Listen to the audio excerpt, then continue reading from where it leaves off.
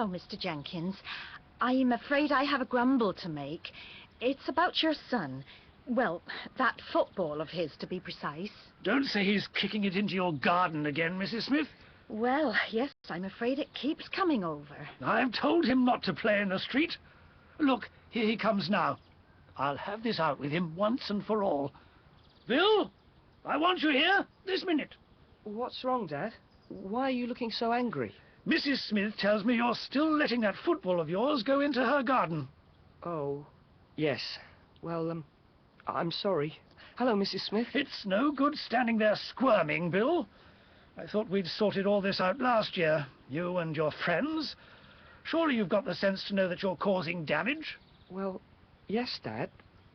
In fact, this time we've caused more damage than usual. Look what happened to Mrs. Smith's daffodils when they were just coming out last spring. Ruined. Absolutely knocked to pieces. It isn't just the damage, it's their welfare too. It isn't safe to play in the street. So I don't want you coming down too hard on him, Mr. I told you then, and I'll tell you again. Don't come down on him too hard, Mr. Jenkins. I can't help feeling sorry for the lad.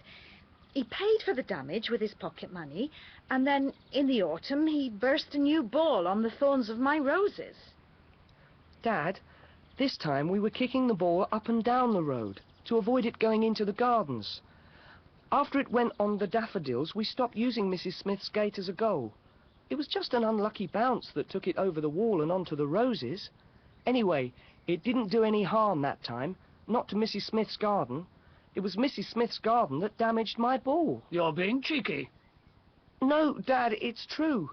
And now, today, it did an even unluckier bounce. Now listen to me, Bill. Once more into Mrs. Smith's garden, and I'll stop your pocket money for, well, I don't know how many months. Bill, surely it's best if you play on the recreation ground. It's not far to walk. But there's just one problem, Mrs. Smith. There can't be a problem.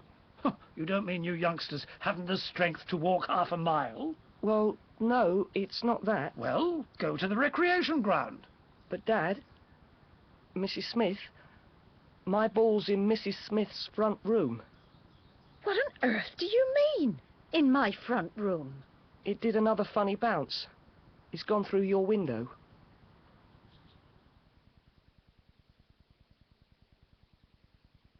Test 2.